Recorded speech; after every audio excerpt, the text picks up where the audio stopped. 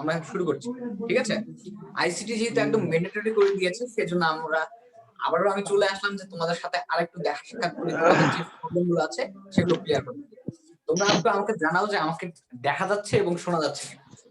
হ্যাঁ, জি সব দেখা যাচ্ছে, শোনা যাচ্ছে। ক্লিয়ার ভাইয়া সব।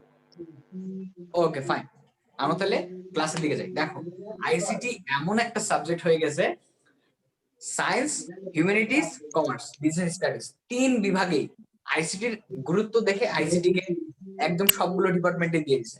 কারণ বর্তমান যুগ তো তথ্য প্রযুক্তির যুগ, আর তথ্য প্রযুক্তির যুগে তো আমরা আইসিটি কে ছাড়া চলতেই পারবো না। সেই জন্য দেখো, সায়েন্সে আছে 20 মার্ক, হিউম্যানিটিজে আছে 25 মার্ক, কমার্সে আছে 25 মার্ক। তোমরা দেখো যে একটা পরীক্ষা 100 মার্কে, তার মধ্যে 4 ভাগের 1 ভাগ, 1/4, এইটাই হচ্ছে আইসিটি। তাহলে চিন্তা করো আইসিটির গুরুত্ব কতটুকু। আচ্ছা, সবাই একটু মাইক গুলো মিউট করে ফেলো, তাহলে আমার কথাগুলো সবাই শুনতে পাবে।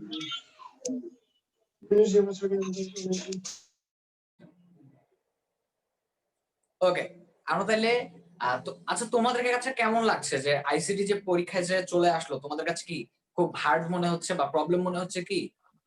আমার কাছে সবচেয়ে ভালো লাগছে ভাইয়া আইসিটি কে মূল্যায়ন করার জন্য। আচ্ছা, আজকে যে ক্লাসটা ভাইয়া করব, ভালোই লাগছে।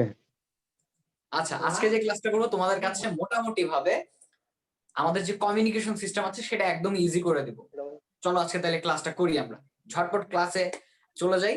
সবাই, তোমাদের যদি কোনো বিষয়ে তোমাদের যদি প্রবলেম মনে হয় বা তোমাদের যদি মনে হয় যে আমার এই বিষয়টা আবার তোমাদেরকে বুঝিয়ে দিতে হবে, তোমরা সরাসরি আমাকে এইখানে মেসেজে লিখে দিবে, কথা বলার দরকার নেই, জাস্ট হ্যান্ড রেজ করলেই হয়ে যাবে। ঠিক আছে, আমরা তাহলে ক্লাসে যাই।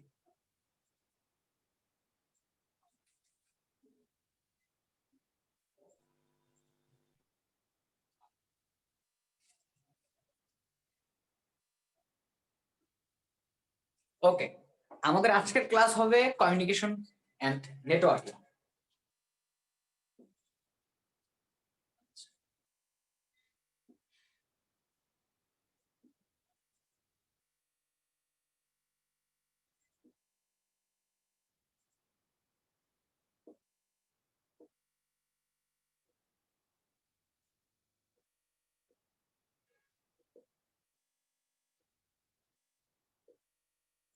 ওকে, আমাদের আজকের ক্লাস হচ্ছে কমিউনিকেশন সিস্টেম ও নেটওয়ার্কিং। কমিউনিকেশন সিস্টেম ও নেটওয়ার্কিং, প্রথমেই আসি সিস্টেমটা আসলে কি। সিস্টেমটা হলো একটা জাস্ট মাধ্যম, সিস্টেমের বাংলা হচ্ছে মাধ্যম। যদি এটা ইংরেজিতে যায় তাহলে এটা হচ্ছে কমিউনিকেশন, এটাও সিস্টেম এবং নেটওয়ার্ক, তিনটাই একটা ইংরেজি শব্দ। কিন্তু আইসিটি যেহেতু সম্পূর্ণ ইংলিশ বেসড মোটামুটি, সেজন্য আমরা বাংলা এটাকে ইউজ করছি। কিন্তু আমরা এটাকে বলতে পারি যোগাযোগ প্রক্রিয়া বা যোগাযোগ ব্যবস্থা এবং আন্তর্জাল। আচ্ছা, প্রথমে আসি আমরা কম্পিউটার সিস্টেমস, কমিউনিকেশন সিস্টেমস এর দিকে। সিস্টেমস মানে হলো কোনো একটা প্রক্রিয়া বা কোনো একটা মাধ্যম। আর যখন আমরা বলছি কমিউনিকেশন সিস্টেম, সেটা হচ্ছে আমরা যে উপায় আমরা একজন মানুষ আরেকজন মানুষের সাথে যোগাযোগ করতে পারি এবং যে প্রক্রিয়ায় আমরা আরেকজন মানুষকে ডেটা পাঠাতে পারি বা তথ্য পাঠাতে পারি, সেটা হচ্ছে কমিউনিকেশন সিস্টেম। আবার বলছি, যে প্রক্রিয়ায় আমরা একজন মানুষের সাথে অন্য একজন মানুষ যোগাযোগ করতে পারে, অন্যজন মানুষকে তথ্য জানাতে পারে বা অন্যজন মানুষের কাছ থেকে তথ্য সংগ্রহ করতে পারে, সেই প্রক্রিয়াটাকে আমরা বলবো কমিউনিকেশন সিস্টেম। আর যখন আমরা বলবো যে প্রক্রিয়ায় একজন মানুষ আরেকজন মানুষকে ডেটা পাঠাতে পারে, ডেটা কালেক্ট করতে পারে এবং ডেটা সংরক্ষণ করতে পারে, সেটা হচ্ছে ডেটা কমিউনিকেশন সিস্টেমস।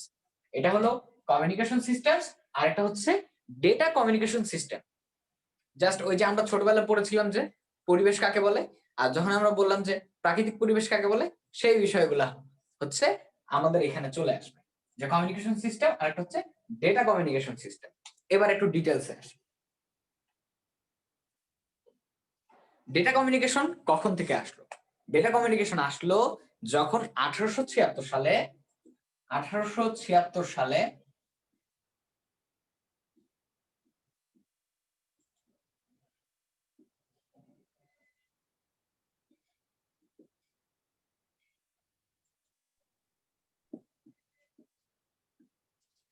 ডেটা কমিউনিকেশনের তথ্যটা প্রয়োজনটা তখন আসলো যখন 1876 সালে আলেকজান্ডার গ্রাহাম বেল টেলিফোন আবিষ্কার করলেন।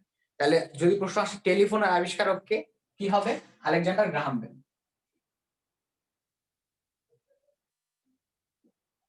ঠিক আছে, তাইলে আমাদের কথাটা আসলো যে আমরা পড়তেছি কমিউনিকেশন সিস্টেম, অর্থাৎ একজন মানুষ কিভাবে আরেকজন মানুষের সাথে কথা বলতে পারে বা যোগাযোগ করতে পারে, সেটা হচ্ছে কমিউনিকেশন সিস্টেম। আর এটা শুরু হয়েছিল যখন 1876 সালে আলেকজান্ডার গ্রাহাম বেল টেলিফোন আবিষ্কার করলেন। টেলিফোন আবিষ্কার করার ফলে কমিউনিকেশন সিস্টেমটা আরেকটু ত্বরান্বিত হয়ে গেল।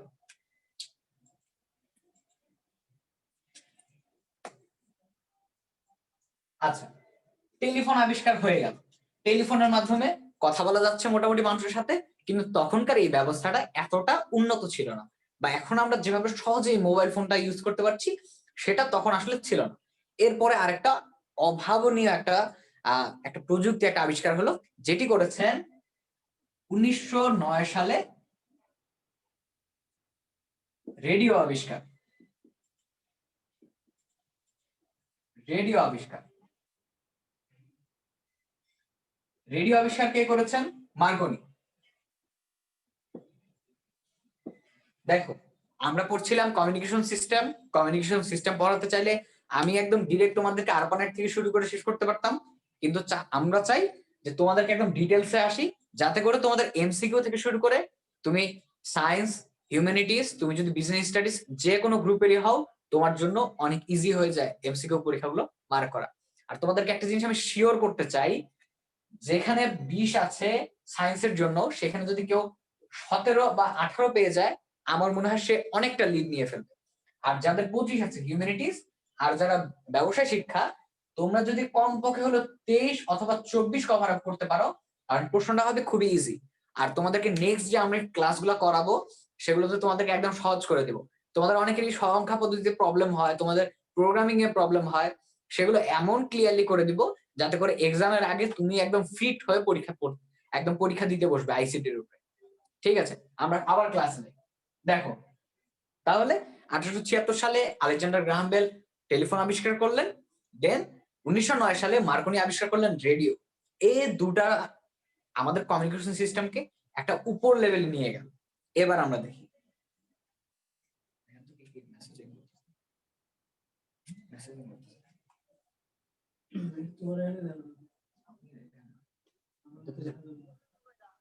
আচ্ছা, এরপরে কি হলো? এরপরে 1960 সালে আরপানেট নিয়ে কাজ করা শুরু হলো। আরপানেট নিয়ে কাজ শুরু হলো এবং 1900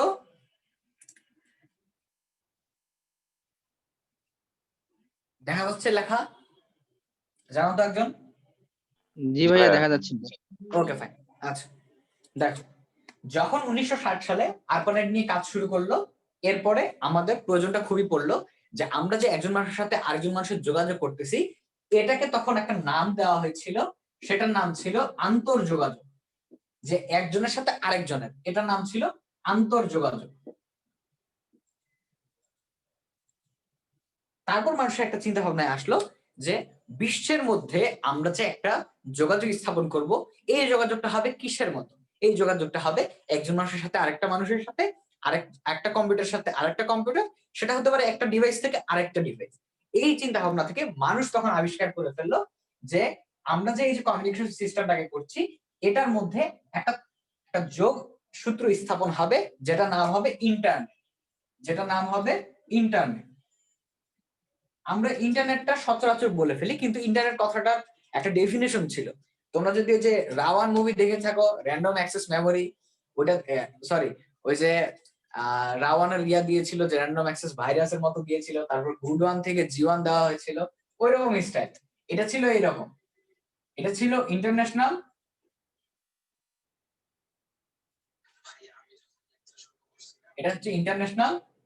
নেটওয়ার্ক, এটা ছিল আন্তর্জাতিক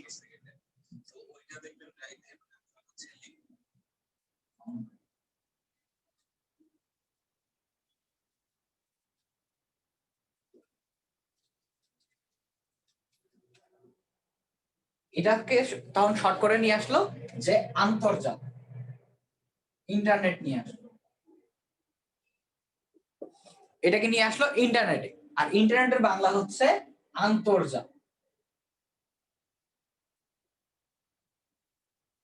আন্তর্জাল বুঝতে পারছি সবাই, যে প্রথমে ধাপটা শুরু হলো আমাদের টেলিফোন আবিষ্কারের মাধ্যমে, দ্বিতীয়তে তারপরে আমাদের রেডিও আবিষ্কার হয়ে গেল, তারপরে 1960 সালে আরপানেট তৈরি করা হলো, আরপানেটের যে সিস্টেমটা তৈরি করা হলো, এরপরে এটা একটা ডেভেলপিং স্টেজে এসে ইন্টারনেট তৈরি হয়ে গেল। আর ইন্টারনেটের বাংলা হলো আন্তর্জাল। এটা অনেকে সময় চলে আসে, বলা যায় না তোমাদের পরীক্ষা তো টাফ করার চেষ্টা করবে, যে সহজে কিভাবে যে জিনিসগুলো অন্য কেউ জানে না সেই কথা চিন্তা করে হয়তো এটা দিবে যে ইন্টারনেটের বাংলা কি। অনেকে হয়তো এটাকে মাথায়ও নিতে পারবে না বা অনেকে চিন্তাও করতে পারবে না, কিন্তু তোমার যদি জানা থাকে তোমার জন্য ইজি হয়ে গেল। সবাই লিখছো তো নাকি, নাকি লিখছো না? জি ভাইয়া, জি ভাইয়া লিখতেছি। আচ্ছা, আমাকে এক স্যার বলেছিলেন যখন আমি 9-এ থাকতাম, তো স্যারের কথাটা আমি প্রথম দিকে বুঝতে পারিনি, পরে যখন আমি 9 শেষ করে যাচ্ছি সেই সময় আমি বুঝতে পারলাম যে স্যারের কথাটা আসলে ঠিক।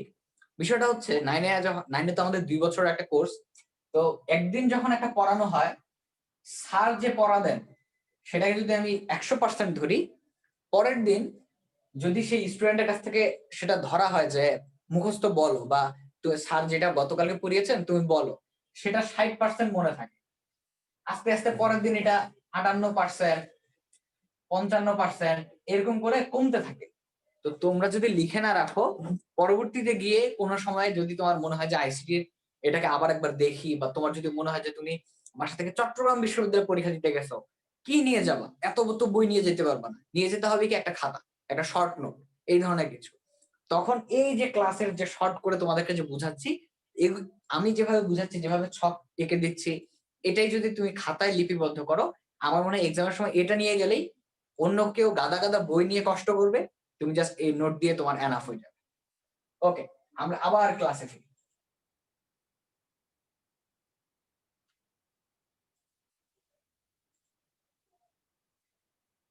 আচ্ছা, কমিউনিকেশন বলেছি, ডেটা কমিউনিকেশন বলেছি। ডেটা কমিউনিকেশন আমি কিভাবে বলবো, বা ডেটা কমিউনিকেশন গুলো কি কি ধরনের হয়ে থাকে?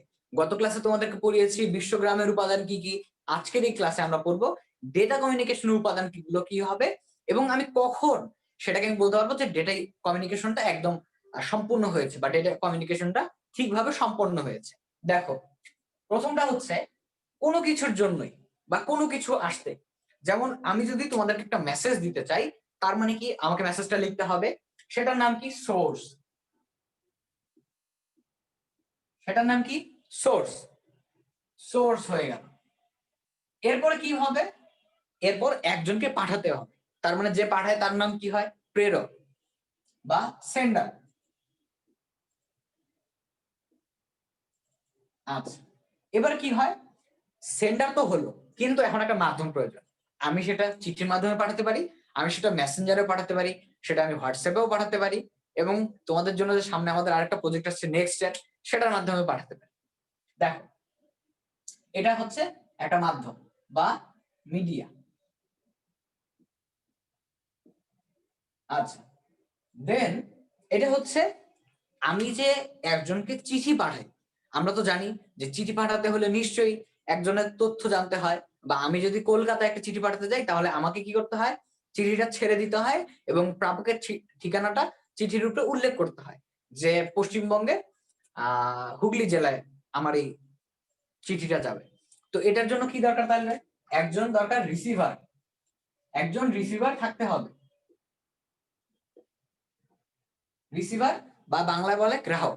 এবং সর্বশেষ চিঠিটা যে ডাকের মাধ্যমে গেল, বা চিঠিটা যে একদম সব শেষে গেল বা পৌঁছালো, অর্থাৎ কি লাগবে, একটা গন্তব্য।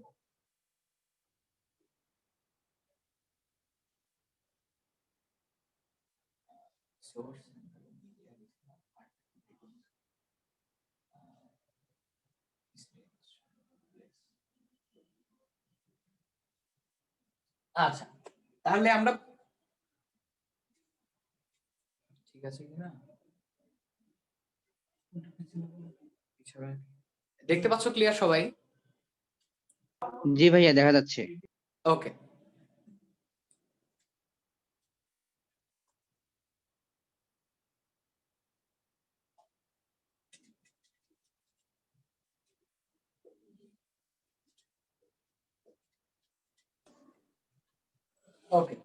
তাহলে দেখো বিষয়টা কেমন হয়। একটা হচ্ছে শুরুতেই থাকছে একটা সোর্স বা আমার কাছে সোর্স বা তথ্য দেন সেন্ডার একজন থাকবে প্রেরক, তারপর থাকছে কি মাধ্যম। আচ্ছা সবাই একটু মিউট করি যাতে অন্য কারো সমস্যা না হয়।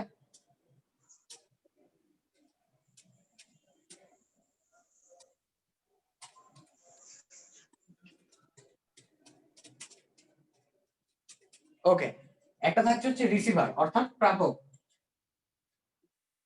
একটা হচ্ছে গন্তব্য। এই পাঁচটাকে আমরা একসাথে বলবো, এগুলো হচ্ছে আমাদের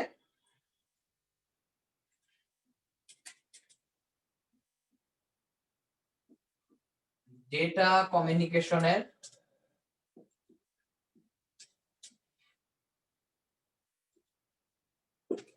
উপাদান।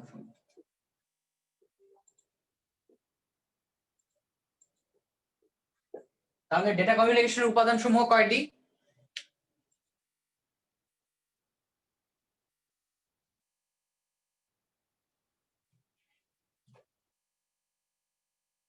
আছি সবাই আছি? পাঁচটি ঘুমিয়ে পড়েছি? পাঁচটি ভাইয়া পাঁচটি। আচ্ছা তাহলে ডেটা কমিউনিকেশনের তাহলে উৎস উপাদান হচ্ছে পাঁচটি। একটা পাঁচটি হচ্ছে সোর্স বা এটাকে বলা হয় উৎস, একটা হচ্ছে সেন্ডার বা প্রেরক, একটা হচ্ছে মিডিয়া বা মাধ্যম, একটা হচ্ছে রিসিভার বা প্রাপক, একটা হচ্ছে ডেস্টিনেশন বা গন্তব্য। অর্থাৎ আমাকে আগে সোর্স রাখতে হবে, দেন আমাকেই পাঠাতে হবে অর্থাৎ আমি প্রেরক, এবং একটা যে কোনো একটা মাধ্যম ব্যবহার করতে হবে, আমাকে প্রাপকের ঠিকানা ঠিক রাখতে হবে, এবং শেষে গিয়ে সেই তথ্যটা তার কাছে পৌঁছবে অর্থাৎ ডেস্টিনেশন বা গন্তব্য। তাহলে ডেটা কমিউনিকেশনের আমাদের উপাদান সমূহ হলো পাঁচটি। ঠিক আছে, এটা আমাদের মোটামুটি ক্লিয়ার। এটা নিয়ে কারো কোনো কনফিউশন আছে? আচ্ছা সবাই তোমরা না একটা কাজ ভাই। করো, সবাই আমাকে ইনবক্সে জানিও, বা আমি যদি একদম ডিরেক্ট প্রশ্ন করি তাহলে উত্তর দিও।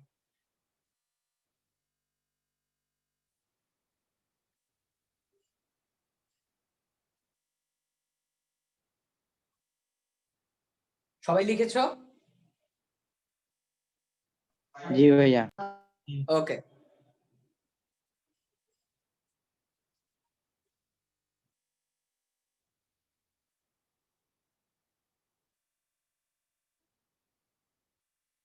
আচ্ছা নেটওয়ার্ক যে চলাচল করে বা নেটওয়ার্ক যে থাকে, আমরা যে অনেক সময় দেখি যে এক্ষেত্রে একটা কথা থাকে, অর্থাৎ আমরা যে সবাই জানি ইমেলের যেমন একটা ইমেল আইডি থাকে, ফোনের যেমন একটা মডেল থাকে, নেটওয়ার্কেরও একটা অ্যাড্রেস থাকে। এই অ্যাড্রেসকে বলা হয় আইপি অ্যাড্রেস।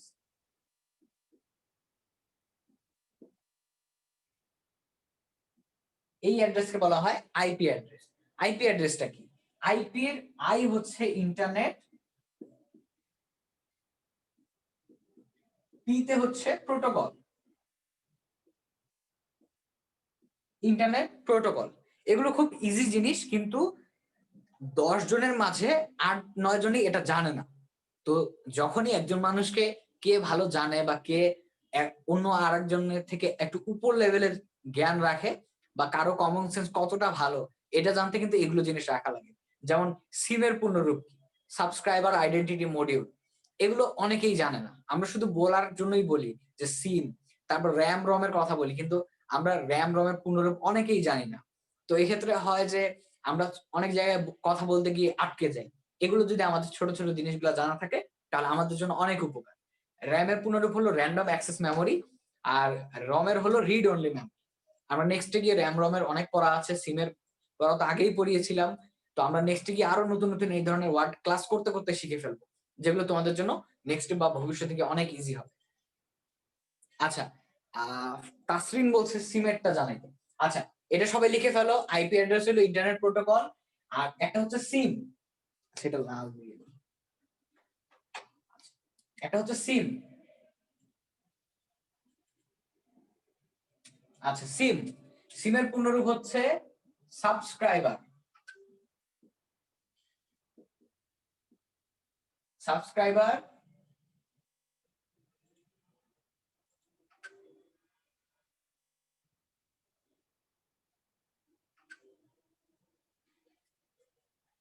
একটা হচ্ছে সিমের subscriber identity module. Subscriber identity module এটা মেইনলি হচ্ছে ওই যে আমরা যে গত ক্লাসে বায়োমেট্রিক্স পড়েছিলাম, অর্থাৎ সাবস্ক্রাইবার একজন ইউজারের আইডেন্টিটিটা নির্ভর করে সিমের উপরে। এই জন্য সবকিছু যেমন একটা আইপি অ্যাড্রেস থাকে, ফোনেরও যেমন একটা আইপি অ্যাড্রেস থাকে, তোমাদেরকে নেক্সট ক্লাসে পড়াবো ব্লুটুথের আইপি অ্যাড্রেসটা কি হবে, ওয়াইফাই এর আইপি অ্যাড্রেসটা কি হবে, সেগুলোর আরো বিভিন্ন ধরনের ইয়ে আছে। 1/802.15 এটা হচ্ছে ব্লুটুথের।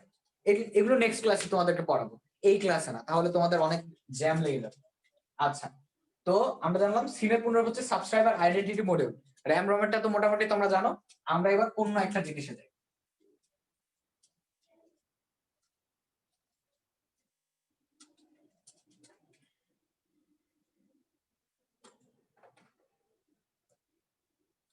আচ্ছা ভাইয়া ক্লাস কি রেকর্ড হচ্ছে?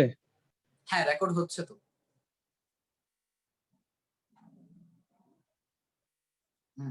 ক্লাস রেকর্ড হচ্ছে তো, কোন ভাই রেকর্ড দিছেন না?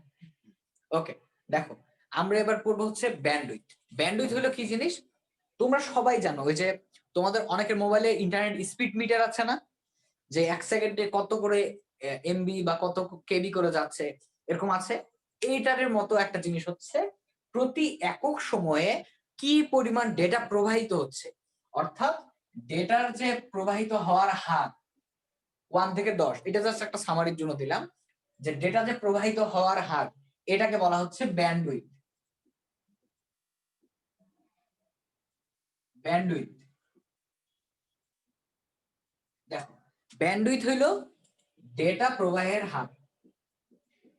বাংলাদেশের অনেক বইয়ে 14 রকমের ওখানে সংজ্ঞা দেওয়া আছে, মুখস্থ করার কোনো দরকার নাই।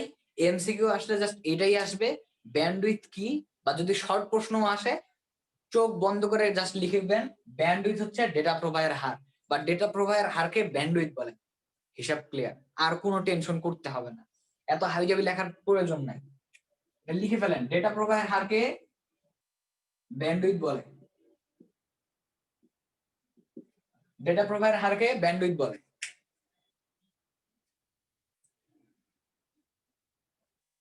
সবাই লিখছেন? মেসেজ করে জানান তো সবাই লিখছেন কিনা।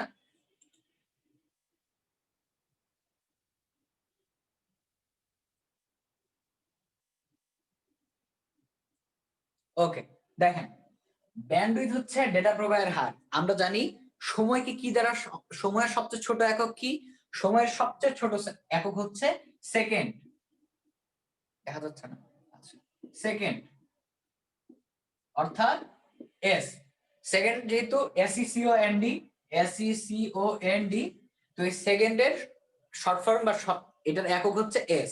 তার মানে আমাদের হিসাবটা হবে এই ডেটা প্রবাহের হার, এটাকে আমরা এস দিয়ে করব।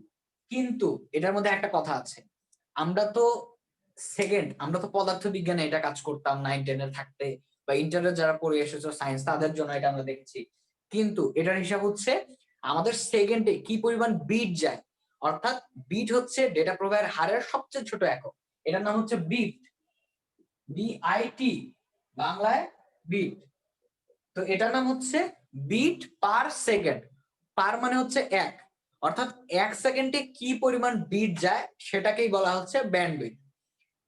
সংজ্ঞাটাকে না বড় করার জন্য আমি জাস্ট আপনাদেরকে দিলাম ডেটা প্রবাহের হারকে ব্যান্ডউইথ বলে, ডেটা প্রবাহের হারকে ব্যান্ডউইথ বলে। দেখেন এবার, দেখেন এবার বিষয়টা হচ্ছে এটার নাম হচ্ছে ডেটা প্রবাহের একক। একক ডেটা প্রবাহের একক হচ্ছে bit per second. Bit per second, clear হয়েছেন? এটাকে বিপিএস বলা হয়। দেখেন তাহলে আমরা কি জানলাম, যে আমাদের যে ডেটা প্রবাহের হার সেটাকে বলা হচ্ছে ব্যান্ডউইথ। ব্যান্ডউইথ হচ্ছে ডেটা প্রবাহের হার মূলত, আর ডেটা প্রবাহের যে একক বা ব্যান্ডউইথের এককটার নাম হচ্ছে বিট পার সেকেন্ড, অর্থাৎ বিপিএস। এবার আমরা আসবো মোডের ক্ষেত্রে, মিশিয়ে দিলাম।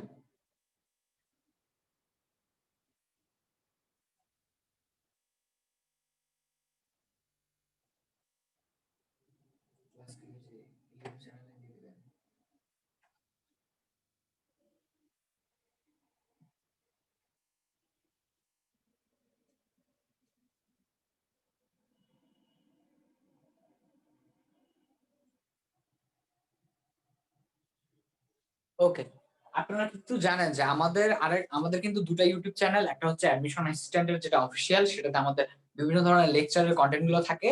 এর বাইরে আমাদের যেগুলো লাইভ ক্লাস হয় সেগুলো কিন্তু আপনারা দেখতে পারবেন অ্যাডমিশন অ্যাসিস্ট্যান্ট লাইভ এই ইউটিউব চ্যানেল। ঠিক আছে, যদি কোনো সময় মিস হয়ে যায় বা আমার লেখার সাথে সাথে যদি লিখতে না পারেন, তাহলে আপনারা চাইলেও ক্লাসের পরে গিয়েও একদিন পরই হয়তো বা আপনারা মোটামুটি 24 ঘন্টা টাইম থাকে, 24 ঘন্টার মধ্যে আপনারা সেই ইউটিউব চ্যানেলে গিয়ে পেয়ে যাবেন। এবং যে এর থেকে আমরা দ্রুত করার চেষ্টা করি। আমাদের একটা টেকনিক্যাল টিমেরও অনেক চাপ থাকে, আপনাদের জন্য অনেক কিছু নিয়ে আসা হচ্ছে রিসেন্টলি, তো আপনারা সেখানেও আমাদের এই ভিডিওগুলো পেয়ে যাবেন।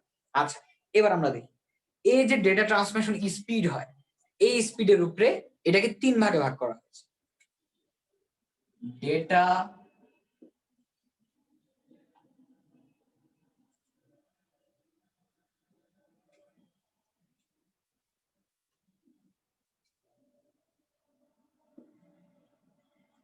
ডেটা ট্রান্সমিশন স্পিড এর উপরে 3 ভাগে ভাগ করা যায়। ডেটা ট্রান্সমিশন স্পিডের উপরে 3 ভাগে ভাগ করা হয়।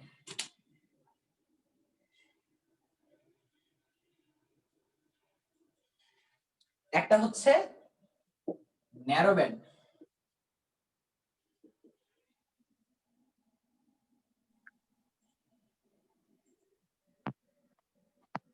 ব্যান্ডউইথকে শর্ট করে ব্যান্ড বলা হচ্ছে। ন্যারো ব্যান্ড, একটা হচ্ছে ভয়েস ব্যান্ড, একটা হচ্ছে ব্রডব্যান্ড।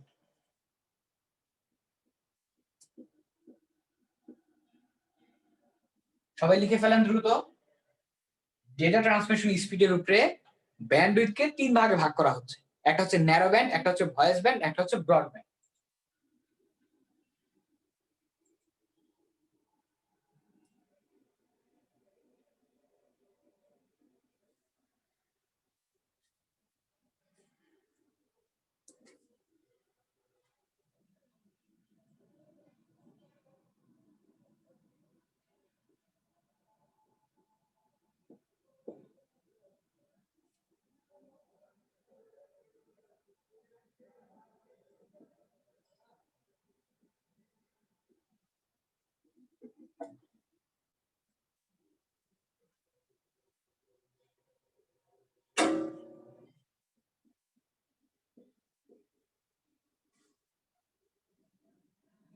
দেখেন সবাই, তাহলে কি হলো?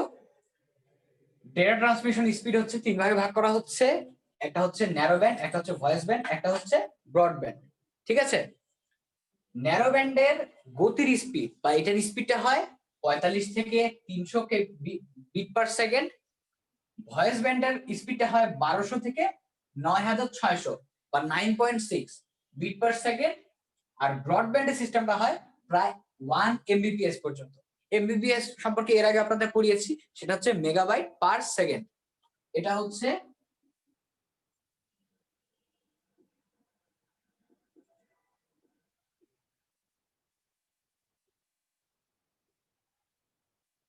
আপনাদের প্রথম ক্লাসে যেটা গাইডলাইন মূলক ক্লাস ছিল, সেটাতে আমি আপনাদেরকে ব্যান্ডউইথের একটা ছোটখাটো একটা ধারণা দিয়েছিলাম যে কত এমবিতে 1 কেবি হচ্ছে, কত কেবির সাথে এমবির সম্পর্ক, এমবির সাথে আবার কিলোবাইটের সম্পর্ক, জিবির সম্পর্ক, গিগাবাইটের সম্পর্ক আপনাদেরকে জানিয়েছিলাম। আপনাদের যদি সমস্যা মনে হয় আপনারা সেই ক্লাসটাতেও দেখতে পারেন। আচ্ছা, বাঁধন যেটা বলেছো এমবিপিএস যে কোনো স্টাইলে লিখলেই সমস্যা নেই, ঠিক আছে। মেগাবাইট বা এমবিপিএস, মেগাবাইট মেগাবিট একই হিসাবে, কিন্তু আমাদের অনেক জায়গায় বিটটাকে ইউজ করা হয় না, কারণ বিটটা এত পরিমাণ ছোট, সেজন্য বিটটা ইউজ করাই হয় না। আমরা শুধুমাত্র বাইট থেকে হিসাব করি। তোমরা লক্ষ্য করলে দেখবা তোমাদের যদি স্পিড মিটার কাজ করে, বাইট আসলে ফোন কাজই করে না, ইন্টারনেট কাজই করে না, কেবি আসলে হালকা কাজ করে। ঠিক আছে, সবাই লিখেছো?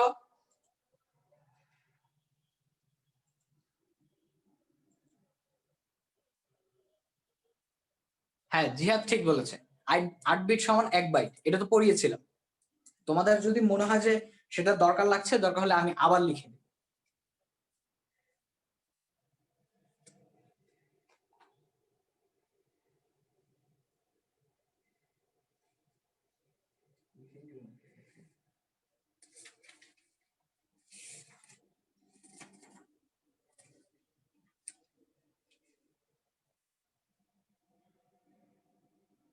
ওকে, সবাই মোটামুটি লিখে ফেলেছো।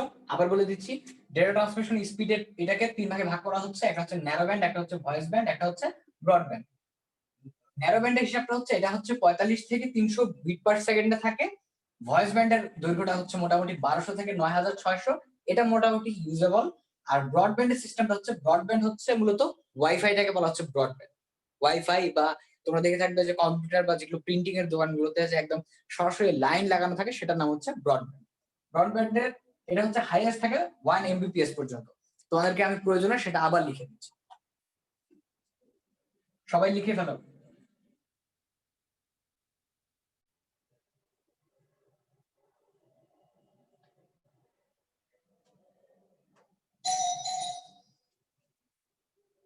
দেখো,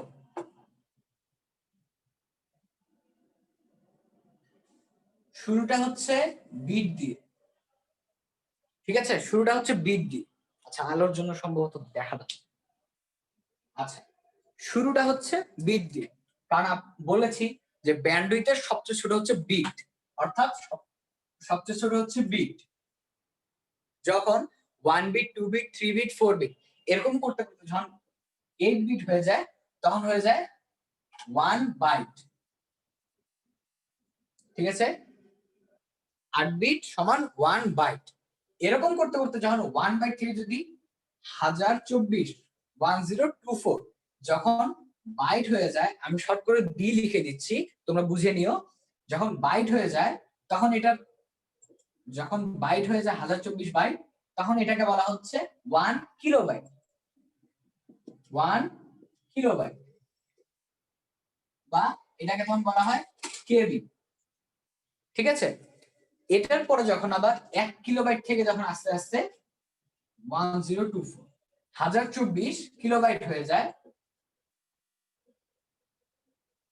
কিলোবাইটের শর্ট ফর্ম হচ্ছে কেবি, 1024 কিলোবাইট হয়ে যায়, তখন এটা হয়ে যায় 1 গিগাবাইট। 1 গিগাবাইট, ঠিক আছে?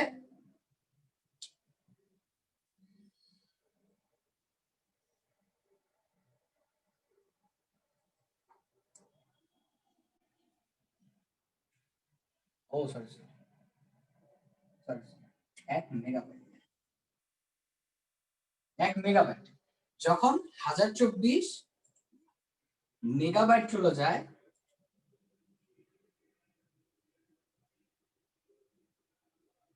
তখন 1 গিগাবাইট। সবাই লিখছো? জি ভাইয়া। বুঝতে পেরেছো তাহলে এই সারণীটা? এই সারণী বুঝতে আর করার কোনো সমস্যা আছে?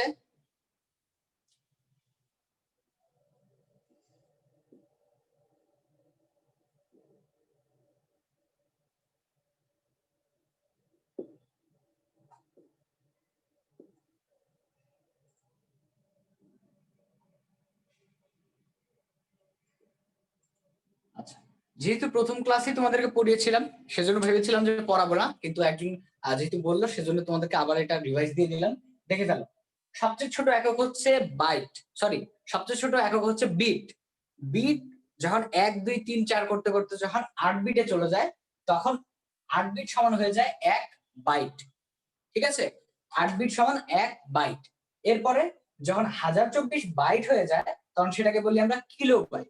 কিলো শব্দের অর্থ 1000, এই কিলো বাইট হয়ে যায়। যখন আবার 1000 কিলোবাইট হয়ে যায়, 1000 কিলোবাইট মিলে হয় 1 মেগাবাইট বা এমবি। এটাকে শর্ট করে বলা হয় এমবি। এটাকে বলা হচ্ছে জিবি, এটাকে বলা হচ্ছে টিবি, ঠিক আছে? 1024 কিলোবাইট সমান 1 মেগাবাইট, 1024 মেগাবাইট সমান 1 গিগাবাইট বা জিবি, আর শেষমেশ 1024 গিগাবাইট সমান 1 টেরাবাইট। এরপরে ইয়োরটা বাইট আছে, এগুলো কার্যত না, আর এগুলো তোমাদের প্রয়োজনও কখনো হবে না। তোমাদের পরীক্ষায় যদি এই সংক্রান্ত একটা কোশ্চিন চলেও আসে,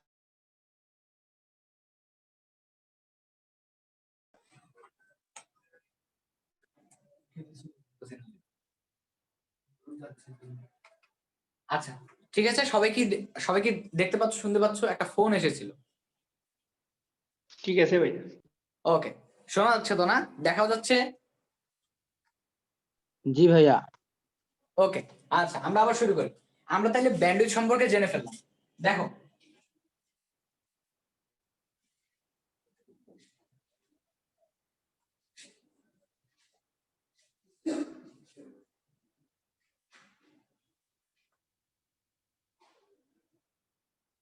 আচ্ছা, আমরা মোটামুটি জেনে ফেললাম কি কি জিনিস। আমরা জানলাম ডেটা কমিউনিকেশন সিস্টেম কাকে বলে, নেটওয়ার্কের একটা ছোট্ট একটা বিষয় জানলাম আমরা। দেন আমরা কি জানলাম? আমরা জানলাম ব্যান্ডউইথ সম্পর্কে, ব্যান্ডউইথের বিভিন্ন ধারাগুলো সম্পর্কে, এবং বিভিন্নগুলো প্রতিটা একক যে ছিল, গিগাবাইট, কিলোবাইট, মেগাবাইট, এগুলো সম্পর্কে জানতে পারলাম।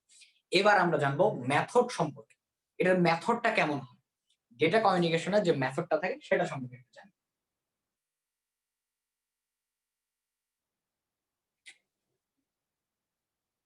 হ্যাঁ দেখা যাচ্ছে।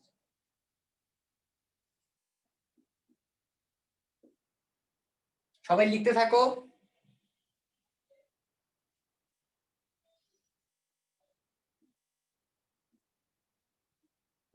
আচ্ছা, মেথড, মেথড মানে হচ্ছে একটা পদ্ধতি। ডেটা ট্রান্সমিশন মেথড হচ্ছে তিন ধরনের। এটা হচ্ছে তিন ধরনের। দেখো তোমাদেরকে ডেটা ট্রান্সমিশন মেথড এমন একটা সিস্টেমে বুঝাই দিব, আমার মনে হয় তোমাদের আর কোনোদিনও এটা নিয়ে প্রবলেম হবে না। বইয়ের গদ বাঁধা একদম 2-3 পাতার একদম লেখা থাকে, এতটা টেনশনে করার কোনো দরকার নেই, এতটা এইভাবে পড়ানোর দরকার নেই। কারণ এমসিকিউতে তোমাদের এতটা কখনোই আসবে না, তুমি জাস্ট টপিকটা মনে রাখবে। দেখো ডেটা ট্রান্সমিশন মেথডের প্রথমটা হলো অ্যাসিনক্রোনাস।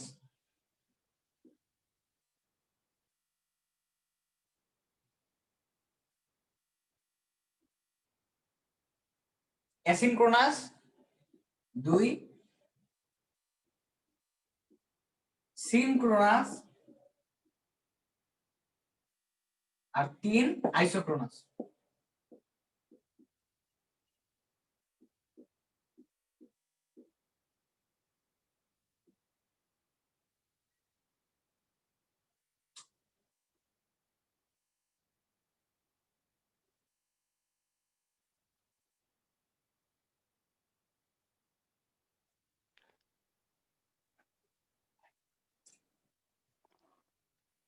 সবাই লিখেছো? ডেটা, ভাইয়া ভাইয়া ভাইয়া ডেটা ট্রান্সমিশন মেথড দুই প্রকার না? আরেকবার। ডেটা ট্রান্সমিশন মেথড দুই প্রকার তো, প্যারালাল এবং সিরিয়াল। আচ্ছা আচ্ছা, শোনো শোনো শোনো, প্যারালাল এবং সিরিয়াল, এটা হচ্ছে, প্যারালালটা হচ্ছে আর সিরিয়ালটা দুটোর ভাগ করে কিন্তু আমাদের এটা আসে, যে প্যারালাল আর সিরিয়াল থেকে কিন্তু এটা চলে আসে। কিন্তু প্যারালাল সিরিয়ালটা আমাদের কার্যরত না। আমরা যেমন যদি আমরা ইংরেজিতে পড়ি, তখন আমরা কি পড়ি? আমরা আমরা যদি ইয়াতে পড়ে যাই, যে নাউনের ওইদিকে চলে যাই, তখন আমরা দেখি না যে একসাথে দুটা জিনিস দেওয়া থাকে, কাউন্টেবল আর আনকাউন্টেবল নাউন, কিন্তু আসলে ধরতে গেলে কিন্তু আমাদের ওখানে পাঁচটাই চলে আসে। ঠিক আছে? ঠিক এইরকম ভাবে এই ডেটা ট্রান্সমিশন মেথডের এই তিনটাই হচ্ছে মেইন পার্ট। ওই প্যারালাল সিরিয়ালের বিশদ কোনো আলোচনা নাই। এই ডেটা ট্রান্সমিশন মেথড বলতে এইটাকেই বোঝায়। ঠিক আছে? ওকে, এরপর ঠিক আরেকটা আছে। জিনিস হচ্ছে মোড। কিন্তু তোমরা দেখবে, তোমরা যত বই ঘাটো তোমরা দেখতে পাবা ডেটা ট্রান্সমিশন মোডে পুরো কথাটাই হচ্ছে এই তিনটা ভাগে ভাগ করা। প্যারালাল আর সিরিয়াল নিয়ে কোনো কিছুই নেই। প্যারালালের কোনো ভাগ নাই, সিরিয়ালকে এই তিনটা ভাগে ভাগ করা হয়েছে। ক্লিয়ার করতে পারছি? জি জি ভাইয়া। ভাইয়া, ঠিক আছে। ওকে, থ্যাংক আচ্ছা, ইউ। দেখেন এবার data transmission method. Data transmission method হচ্ছে তিন প্রকার। একটা হচ্ছে অ্যাসিনক্রোনাস, সিনক্রোনাস, আইসোক্রোনাস। আমি একদম আপনাদেরকে নরমালি একদম,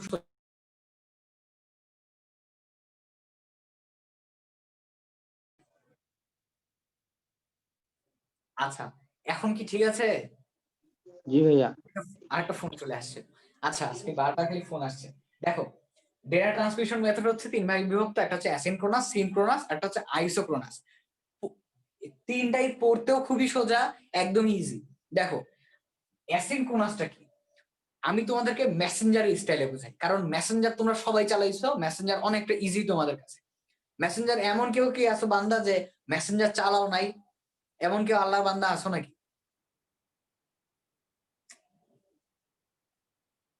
আচ্ছা আমার মনে হয় নাই। আচ্ছা না দেখো, ভাইয়া। অ্যাসিনক্রোনাস সিস্টেমটা হইলো আমরা একজনকে একটা মেসেজ দিচ্ছি, আমি আমার বন্ধুকে লিখলাম হাই, তারপর সেই মেসেজ দিল হ্যালো, আমি বললাম হাউ আর ইউ, সে বললো I am fine, and you, আমি বললাম আই এম ফাইন টু। আচ্ছা, এইটা হচ্ছে কি একটা একটা মেসেজ আসলো হাই, দেন আসলো how are you, how are you, এরপর এটা আসলো হচ্ছে আই এম ফাইন, সে বললো এন্ড ইউ। আচ্ছা, আমি খুব ফাস্ট লিখছি, আরেকজন বললো আই এম ফাইন টু। আমরা ছোটবেলা থেকে যে ডায়লগ যেভাবে লিখতাম সেভাবে। তাহলে দেখো, একটা মেসেজ, দুটা মেসেজ, তিনটা মেসেজ, চারটা মেসেজ, এটা যে হলো।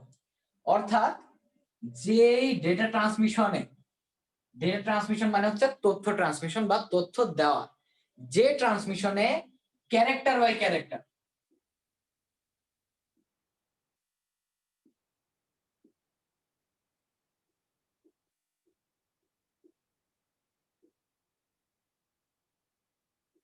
ক্যারেক্টার বাই ক্যারেক্টার, অর্থাৎ আমি কাউকে একটা মেসেজ দিছি, হাই লিখলাম, এটা পাঠিয়ে দিলাম, তাহলে সে রিসিভ করে ফেললো, তারপর আমি আবার লিখলাম হাউ আর ইউ, এটা টাইপ করতে একটা টাইম লাগলো, তারপর আবার পাঠিয়ে দিলাম। অর্থাৎ কিন্তু একটা কাজ হচ্ছে একটার পর একটা, অর্থাৎ character by character, character by character যেখানে ডেটা ট্রান্সমিশন করা হয় সেটা হচ্ছে অ্যাসিনক্রোনাস। তাহলে প্রশ্ন থাকবে, তাহলে তাহলে ভাইয়া সিনক্রোনাসটা কি জিনিস? সিনক্রোনাসটা হচ্ছে, সিনক্রোনাসটা কি জিনিস? সিনক্রোনাসটা হলো কোন একটা বিষয়ে আমি একটা বড় একটা মেসেজ লিখেছি, একটা বড় মেসেজ লিখে সেটাকে সেভ করে রেখেছি, সেটাকে সেভ করার পরে তারপর সেটাকে আবার সেন্ড করব। দেখো, এখানে একটা স্টেপ আছে, প্রথমে আমি লিখলাম, তারপরে সেভ করলাম, সেভ করার পরে সেটাকে আমি কি করলাম, সেন্ড করে দিলাম। অর্থাৎ এখানে দুই তিনটা ধাপ আছে, এটার নাম হচ্ছে সিনক্রোনাস। তাহলে ডেটা ট্রান্সমিশন মেথডের দুটো আমরা জানি ফেললাম, একটা হচ্ছে অ্যাসিনক্রোনাস, যে ইনস্ট্যান্ট একটার পর একটা যাইতে থাকবে, একটার পর একটা আমরা ডেটা দিতে থাকবো। দেন আরেকটা হচ্ছে সিনক্রোনাস, সেটা হচ্ছে যেটা আগে প্রথমে আমরা সেভ সেভ করে সংরক্ষণ করব, দেন সেটা আমরা প্রেরণ করবো, এটা হচ্ছে সিনক্রোনাস। এটুক পর্যন্ত ক্লিয়ার? এটুক পর্যন্ত কারো কোনো সমস্যা আছে? জি না ভাই, সমস্যা নাই, ক্লিয়ার। আচ্ছা, ভাইয়া এবার আসি আইসোক্রোনাস।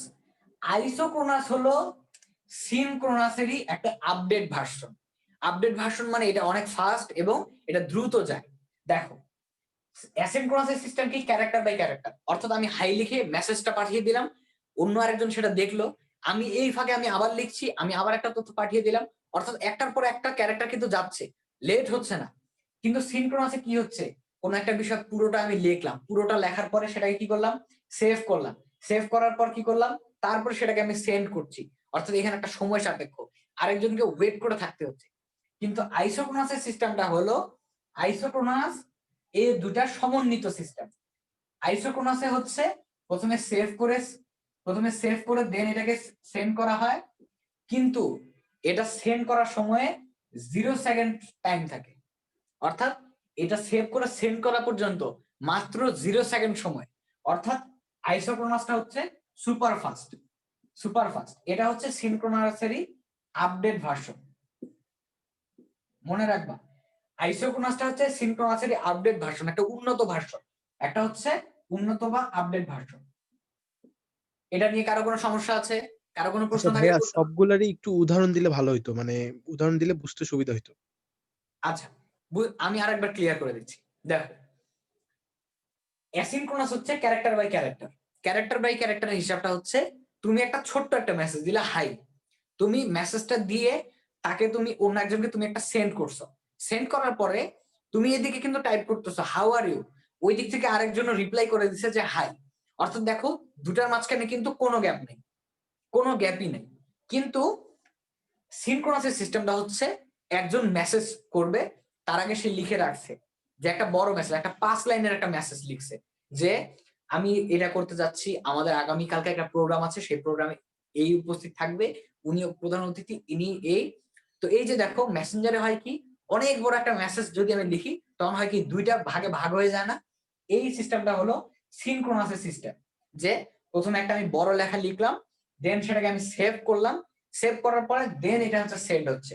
অর্থাৎ এটা যখন সেকেন্ডের পর সেকেন্ড এটা কাজ হচ্ছে 1 সেকেন্ড, কিন্তু এটা তো সেভ করার কোনো অপশন নাই, কিন্তু এই সিনক্রোনাসে কিন্তু সেভ হচ্ছে, আমার সেই তথ্যটা কিন্তু আমার কাছেও থেকে যাচ্ছে, আমি যাকে পাঠাচ্ছি সেও সেটা পেয়ে যাচ্ছে, কিন্তু এটা সময় সাপেক্ষের বিষয়। এটাতে 1 সেকেন্ডের মধ্যে চলে যায়, এটাতে একটা সময় সাপেক্ষ একটা টাইম লিমিটেশন লাগে। কিন্তু আইসোক্রোনাসের সিস্টেমটা হলো, আইসোক্রোনাসে সিনক্রোনাসেরই মতো সেভ হবে, সেন্ডও হবে, কিন্তু সিনক্রোনাসে যেমন অনেকটা টাইম লাগতো, অনেকটা সময় ব্যয় হতো, কিন্তু আইসোক্রোনাসে সময় একদমই লাগে না, বলা যায় যে একদম শূন্য সময়ের মধ্যে, একদম বিন্দু মাত্র সময়ের মধ্যেই আইসোক্রোনাসে এই তথ্যটা ট্রান্সফার হয়ে যায়। এটাই হচ্ছে এই ডেটা ট্রান্সমিশন মেথডের 3টা পদ্ধতি। কারো কোনো সমস্যা আছে আবার? কি না ভাইয়া, ক্লিয়ার। অন্যরা কি ক্লাস করছো নাকি ঘুমিয়ে পড়েছো? ভাই করছি, সমস্যা নেই।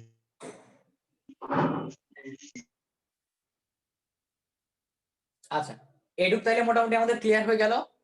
এটা নিয়ে আর কোনো ইয়া নাই। আমি দরকার হলে তোমাদের ক্লিয়ার হওয়ার জন্য আরেকটা ইয়া দিয়ে দিচ্ছি, যে A to Z আসতেছে, এইটা আসতেছে প্যাকেট আকারে যাচ্ছে, আর এটা হচ্ছে একদম শূন্য সময়।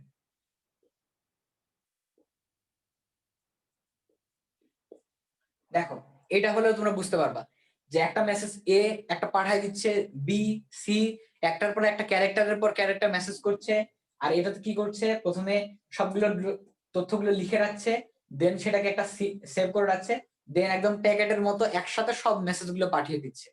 আর 3 নাম্বারটা সিস্টেম কি? 3 নাম্বারটা সিস্টেম হলো, প্রথমে সেভ করছে, সেন্ড করতে, সেভ করে সেন্ড করতে শূন্য সময় লাগছে, অর্থাৎ একদম শূন্য একক সময়ে সবকিছু চলে যাচ্ছে। এবার আমরা শিখবো ডেটা ট্রান্সমিশন মোড।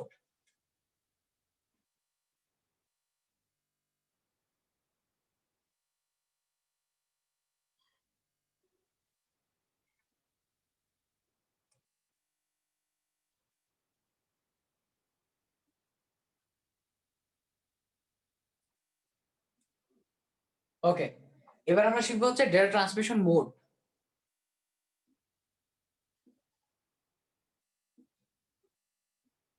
ডেটার বাংলা কি কে বলতে পারবে? উপাত্ত। কে বললো তথ্য? তথ্য বলিনি ভাইয়া, উপাত্ত বলেছি। ওকে ওকে, গুড গুড। কে বলছো এটা? জিহাদ। আচ্ছা, জিয়াদ কেমন আছো তুমি? এই তো ভাইয়া আলহামদুলিল্লাহ, আপনি কেমন আছেন? এই তো ভালো আছি। আচ্ছা, একটা শিখলাম আমরা, ডেটা ট্রান্সমিশন মেথড শিখলাম, এবার শিখবো হচ্ছে মোড। ঠিক আছে, দেখো মোডের এটা হচ্ছে ডেটা ট্রান্সমিশন মোড হচ্ছে 3 ধরনের। কয় ধরনের? 3 ধরনের। দেখো, 1 নম্বর হচ্ছে ইউনিকাস্ট, ও সরি ইউনিকাস্ট, সিমপ্লেক্স,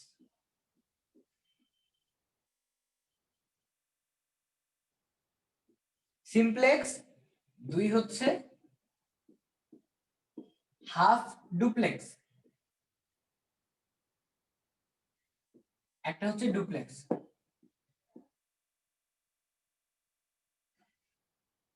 ওকে, লিখেছো তোমরা?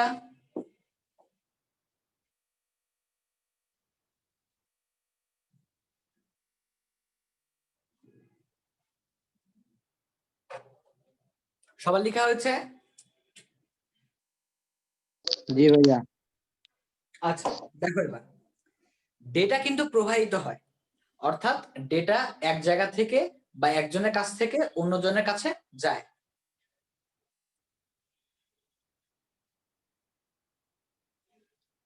ওকে, ডেটা কিন্তু, আমার কাছে একটা ডেটা আছে, এই ডেটাটার কয়েকটা দিক আছে, এটা একজনের কাছে যেতে পারে, আবার আরেকজনের কাছ থেকে ফেরত আসতে পারে।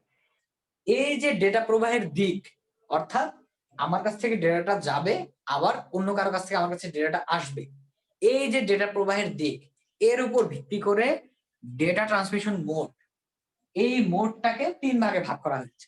একটা হচ্ছে সিমপ্লেক্স, একটা হচ্ছে হাফ ডুপ্লেক্স, একটা হচ্ছে ডুপ্লেক্স। আচ্ছা, তোমরা টেলিভিশন দেখো তাই তো, কখনো কি তোমার কথা টেলিভিশনের কাছে যায়, বা তোমার কথা কি টেলিভিশনের কে উত্তর দিতে পারে? এরকম কি কোনো সুযোগ আছে? একজন বলো তো। জি না ভাইয়া। না আচ্ছা, ভাইয়া। তোমরা তো রেডিও শুনছো, তো কখনো কি রেডিওতে এমন হয় যে রেডিওতে কোনো একটা গান বাজতেছে, তুমি বললে আমার এই গানটা আমাকে বাজায় শোনা, ওরা কি শোনাবে? সেই না। সুযোগ আছে? না ভাইয়া।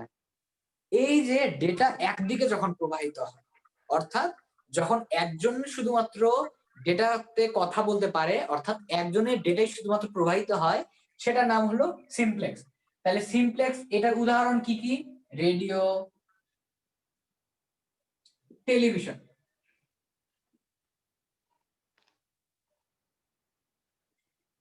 আচ্ছা, এর মধ্যে এখন আরেকটা ঘটনা আছে। এটা আমরা জানলাম যে এটাতে কি হয়, শুধুমাত্র কি একমুখী শুধুমাত্র টেলিভিশন যখন বলছে আমাদের কাছে কথা, সেটাই শুধুমাত্র আসছে, বা রেডিও আমাদের দিকে কথা বলছে, এটাই শুধু আসছে। অর্থাৎ এটা হচ্ছে শুধুমাত্র একমুখী। এটাকে তুমি মনে রাখার জন্য এটাকে একমুখীও বলতে পারো, একমুখী।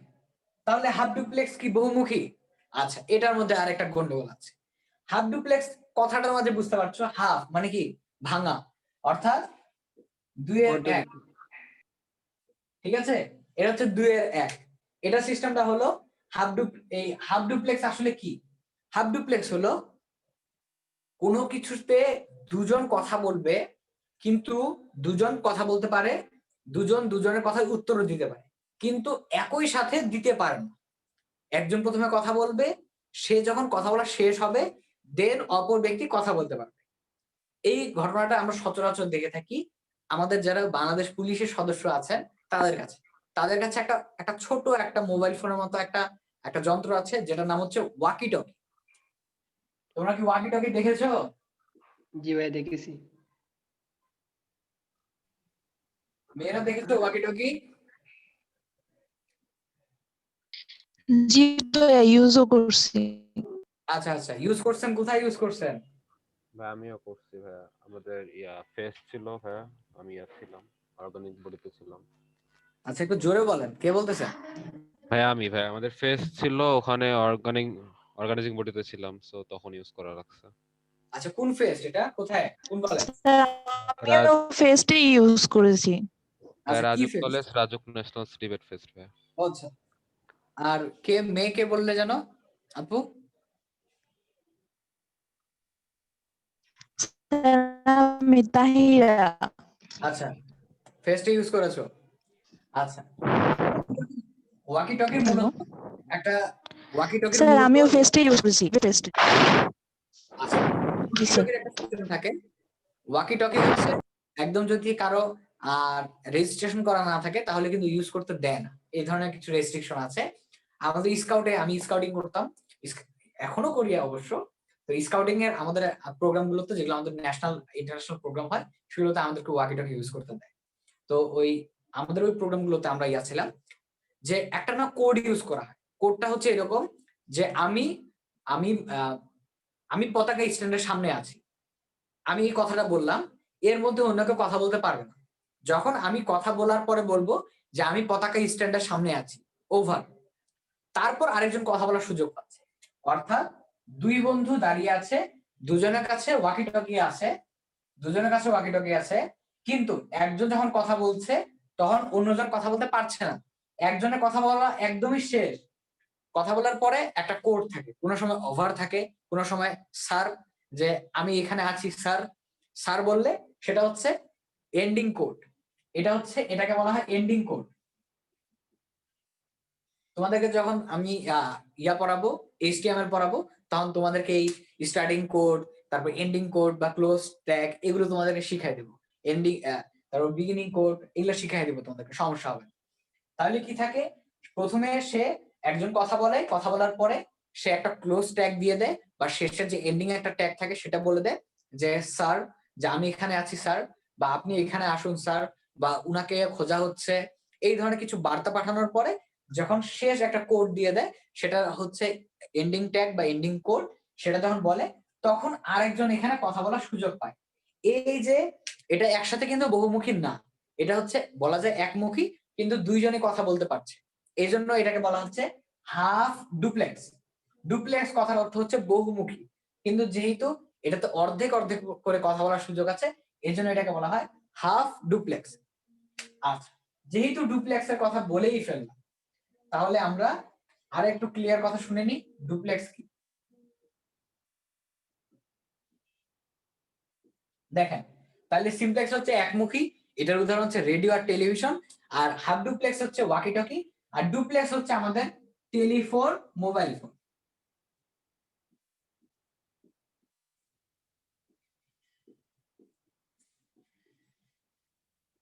আচ্ছা, ডুপ্লেক্স হলো বহুমুখী কথা বলার মাধ্যম। ডুপ্লেক্সের এটা হচ্ছে বহুমুখী, আর যেহেতু হাফ ডুপ্লেক্স তাহলে অর্ধ বহুমুখী। আচ্ছা, এটা সিস্টেমটা হলো ডুপ্লেক্স সিস্টেম হলো একই সময়ে একসাথে দুজন ব্যক্তি কথা বলতে পারছে বা দুইয়ের অধিক মানুষ কথা বলতে পারছে কনফারেন্সের মাধ্যমে, এটাকে বলা হচ্ছে ডুপ্লেক্স সিস্টেম। তাহলে আমরা জানলাম ডেটা প্রবাহের যে দিক সেটা কয়জন ব্যবহার করতে পারছে এর উপরে নির্ভর করে ডেটা ট্রান্সমিশন মোডকে 3 ভাগে ভাগ করা হচ্ছে। একটা হচ্ছে সিমপ্লেক্স বা একমুখী, একটা হচ্ছে হাফ ডুপ্লেক্স, একটা হচ্ছে ডুপ্লেক্স।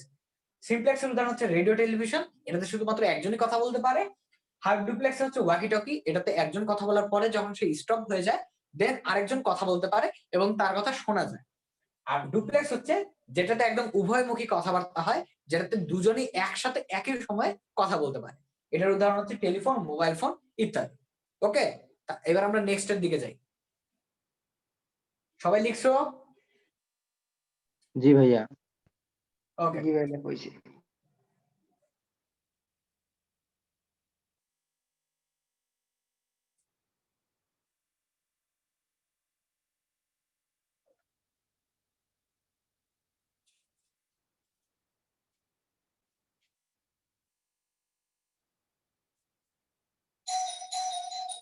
আচ্ছা এবার দেখো, এবার হচ্ছে আমরা কোনো একটা ডেটা পাঠাচ্ছি, সেই ডেটাটা আমি কয়জনকে পাঠাচ্ছি বা সেই ডেটাটা কয়জন গ্রহণ করছে এর উপরে নির্ভর করে ডেটার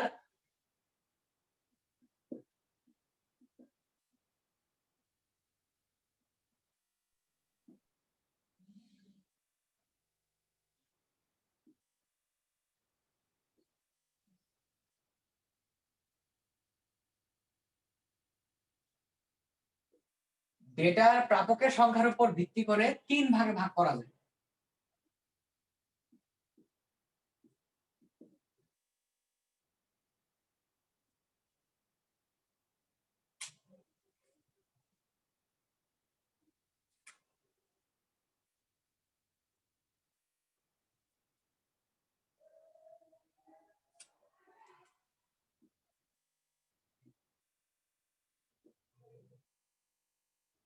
আচ্ছা দেখেন তাহলে কি আসতেছে, ডেটার প্রাপকের সংখ্যার উপর ভিত্তি করে ডেটা ট্রান্সমিশন মোডকে 3টি ভাগে ভাগ করা যায়। ঠিক আছে, এটাও সেম ওই স্টাইলেরই, কিন্তু এর মধ্যে একটু তফাৎ আছে।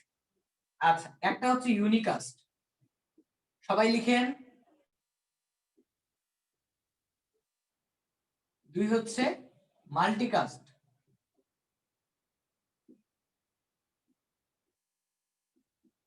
3 হচ্ছে ব্রডকাস্ট। আচ্ছা, আমার সাথে আমি যে প্রথম দিন গাইডলাইন ক্লাস নিয়েছিলাম, কে কে ছিলেন একটু বলেন তো? যে আমি ছিলাম। আমি ছিলাম ভাইয়া। জি ভাইয়া ছিলাম। স্যার আমিও ছিলাম। আচ্ছা আচ্ছা, আমাকে ভাইয়া বলিয়েন, আমাকে স্যার বলিয়েন না, আমি এখনো স্যার হই নাই। আমি স্যার হই, আমার বয়সটা বাড়ায় নাই ভাবে। জি ভাইয়া, জি ভাইয়া। আচ্ছা দেখেন তাহলে, সেদিন হালকা করে বলেছিলাম, আজকে আরেকটু ক্লিয়ার করে দিই আপনাদের। ডেটার প্রাপকের সংখ্যা অর্থাৎ একজন থেকে আরেকজনের যে ডেটাটা যাচ্ছে এই সংখ্যাটা কতগুলো হবে এর উপর নির্ভর করে এটাকে 3 ভাগে ভাগ করা হয়েছে। একটা হচ্ছে ইউনিকাস্ট, একটা হচ্ছে মাল্টিকাস্ট, একটা হচ্ছে ব্রডকাস্ট। ইউনিকাস্ট, মাল্টিকাস্ট, ব্রডকাস্ট, আমরা আজকে 3টা পার্ট করে ফেললাম। 3টা পার্টের কি কি জিনিস ছিল? একটা ছিল হচ্ছে মেথড ছিল, সেটাকে আমরা পড়লাম হচ্ছে অ্যাসিনক্রোনাস, সিনক্রোনাস, আর একটা হচ্ছে আইসোক্রোনাস। তারপরে আমরা পড়লাম কি ডেটা ট্রান্সমিশন যেটা মোড, সেটাকে আমরা পড়লাম 3 ভাগে বিভক্ত, সেটা ছিল হচ্ছে সিমপ্লেক্স, হাফ ডুপ্লেক্স, আর একটা হচ্ছে ডুপ্লেক্স। এবার বলা হয়েছে ডেটার এই প্রাপকের সংখ্যা কত হবে এটার উপর নির্ভর করে ডেটা কমিউনিকেশন সিস্টেমটাকে 3 ভাগে ভাগ করা হয়েছে। একটা হচ্ছে ইউনিকাস্ট, একটা হচ্ছে মাল্টিকাস্ট, একটা হচ্ছে ব্রডকাস্ট। খুবই ইজি, খুবই ইজি, খুবই সহজ। ইউনিকাস্ট, আপনারা শুনছেন না যে এই মনে করেন আপনারা জামা নিয়ে আসছেন, মেয়েরা বাসায় নিয়ে আসার পর বান্ধবীকে দেখাইছেন যে আমি একদম মার্কেটের ইউনিক জিনিসটা নিয়ে আসছি। ছেলেরা কোনো একটা, এই সময় তো শীত, একটা ব্লেজার কিনে এনে বলছেন যে আমি একদম একটা ইউনিক একটা জিনিস নিয়ে আসছি, একটা মাস্টারপিস একটা জিনিস নিয়ে আসছি। অর্থাৎ ইউনিক শব্দের অর্থ হলো মৌলিক বা একটি, অর্থাৎ বাজারে শুধুমাত্র একটাই আছে। তার মানে বুঝতে পারতেছেন ইউনিক থেকে যদি ইউনিকাস্ট হয়ে যায়, ইউনিক থেকে ইউনিক কাস্ট, কাস্ট মানে হচ্ছে প্রচার, কাস্ট মানে হচ্ছে প্রচার, CAST, কাস্ট মানে হচ্ছে প্রচার।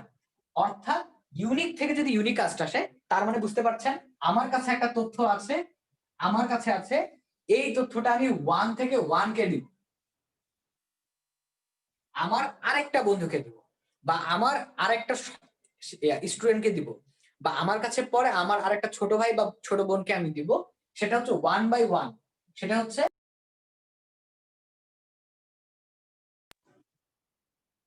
আচ্ছা এবার হচ্ছে শোনা যাচ্ছে, একজন একটু জানাও তো।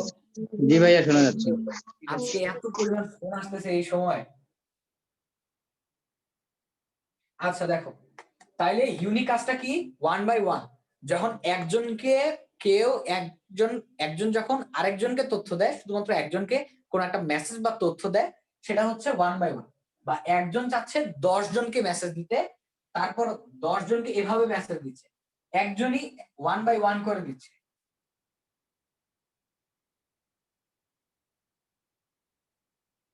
দেখো কনসেপ্টটা কি তোমাদের কাছে ক্লিয়ার? যখন একজন একজন একজন একজন একজন করে 4 জনকেই দিচ্ছে, তখন সেটাকে আমরা বলছি ইউনিকাস্ট। তোমরা যখন আমাদের এখানে কোর্সটা সাবস্ক্রাইব করেছিলে, তোমাদের সবাইকে আমরা মেসেজ দিয়েছিলাম তাই না, যে তোমার এটা আজকে থেকে সাবস্ক্রাইব হয়ে গেছে, বা তোমার নাম্বারটা আজকে থেকে আমাদের এখানে সাবস্ক্রাইব হয়ে গেছে। আমরা তোমাদেরকে কি মেসেজ দিছিলাম? মেসেজ দেওয়া হয়েছিল, কনফার্ম করা হয়েছিল কোনো? জি ভাইয়া। আচ্ছা, এই যে সিস্টেমটা, যে একজন থেকে আরেকজন, একজন যারাই সাবস্ক্রাইব করছে তাদেরকে যখন আমরা মেসেজ দিচ্ছি, এই 1 বাই 1, এটাকে বলা হচ্ছে ইউনিকাস্ট। এটার নাম কি? ইউনিকাস্ট। আচ্ছা এবার হচ্ছে 3 নাম্বারটা শিখি। ইউনিকাস্ট শিখলাম, এবার শিখি হচ্ছে ব্রডকাস্ট। ব্রডকাস্ট হচ্ছে, ব্রড মানে কি বলতো? বিস্তৃত। ব্রড, ব্রড মানে হচ্ছে বিস্তৃত। তোমাদের কারো কি বাসা চট্টগ্রামে আছে? চট্টগ্রামের কেউ আসো নাকি?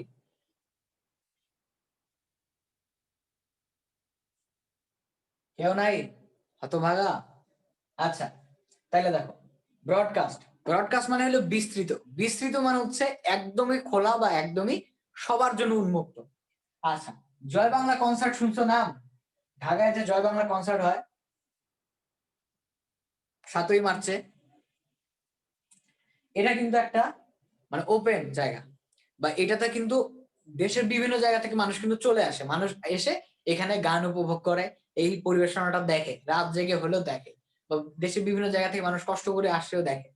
ঠিক এরকম ভাবে বিটিভিতে একটা অনুষ্ঠান হবে, বা বিটিভিতে সিসিমপুর হবে, সেটা কিন্তু সবার জন্য উন্মুক্ত, এটাতে কিন্তু কারোর জন্য কোনো বাধা ধরা নাই, ঠিক আছে? বা রেডিওতে একটা গান অনুষ্ঠান হচ্ছে, যে কেউ চাইলে ফোনে রেডিও অন করে শুনতে পারে, অথবা যেটা রেডিও অরিজিনাল রেডিও আছে, রেডিও ওপেন করে বা রেডিও অন করে সেটা শুনতে পারে। এটার নামই হলো ব্রডকাস্ট। যেটা সবার জন্য উন্মুক্ত থাকে সেটার নামই হলো ব্রডকাস্ট। ইউনিকাস্ট হইলো সবাইকে এক এক করে তথ্য দেওয়া, ব্রডকাস্ট হইলো একদম সম্প্রচার করা, একদম ওপেন সম্প্রচার করা, যেটাতে কোনো বাধা নেই, যে কেউ চাইলে সবার জন্য উন্মুক্ত থাকে জায়গাটা, যে কেউ এসে এই জায়গায় অবস্থান করতে পারে বা যে কেউ দেখতে পারে। এখন কথা হচ্ছে তাইলে মাল্টিকাস্টটা কি? মাল্টিকাস্টটা আসলে কি? মাল্টিকাস্টটা হইলো ইউনিকাস্ট আর ব্রডকাস্টের মিলন, বা তিনটা মিলে এক হয়েছে। তিনটা মিলে কিভাবে এক হয়েছে? তোমরা যে আমাদের এখানে ক্লাস করতেছ, তোমরা কিন্তু আমাদের সিলেক্টেড, অর্থাৎ মাল্টিকাস্ট হচ্ছে সিলেক্টেডদের, সিলেক্টেড। তোমরা যারা আমাদের এখানে কোর্সটা সাবস্ক্রাইব করছো, তোমাদের জন্য আমরা কি করছি, লিংকটা নিয়ে আমাদের ওই জায়গায় ক্লাসরুমের ওখানে রেখে দিচ্ছি।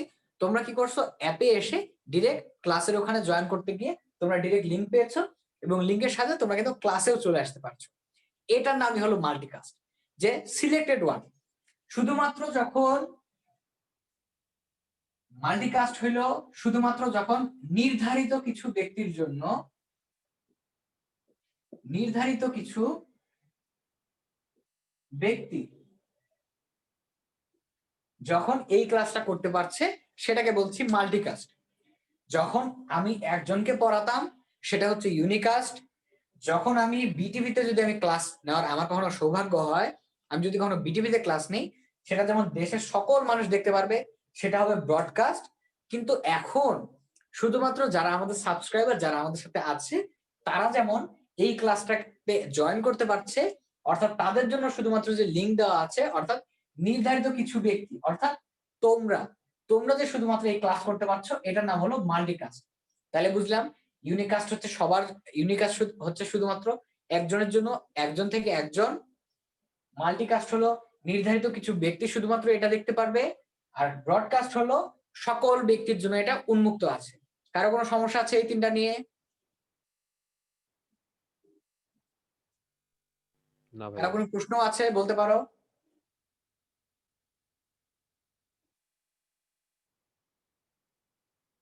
ওকে ফাইন, নকিব বলছে নাই। ওকে ফাইন, মিশাই দিলাম। আচ্ছা, সবাই একটু বলো তো আইসিটি নিয়ে তোমাদের কেমন কি ধারণা, যে আইসিটি নিয়ে কি টেনশন আছে, বা প্রশ্ন নিয়ে কোনো কি টেনশন লাগতেছে, বা সবার কাছে শুনতেছো যে আইসিটির এত বেশি বেশি প্রশ্ন হবে, তোমাদের কি মনে হচ্ছে?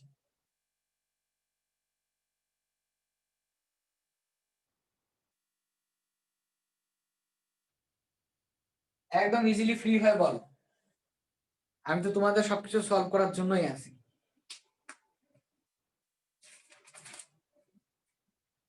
কারো কোনো প্রশ্ন নাই?